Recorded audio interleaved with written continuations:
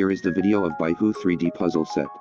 As you see, the package includes one Griffin, one dragon, one unicorn, and every mystic magic animal puzzle includes a clear instruction book. In this video you will learn how to assemble the wooden blocks to get a magic dragon. Firstly, please open the package and get the manual. Secondly, read the manual and start from the dragon head. We know dragons have giant body, so on this step we assemble its body. Let's accelerate it. Okay, you can see, we have gotten an outline of the dragon. Now, what we need to do is assembling its feet and install the feet on its body. Assembling the wing and gently putting the wings on the clip. Look! A powerful magic dragon craft is done. It's as same as what we see in the instruction. So, it's the total video. If you want to learn the way of assembling other puzzles, please check the manual or visit Byhoo homepage. Thanks for watching.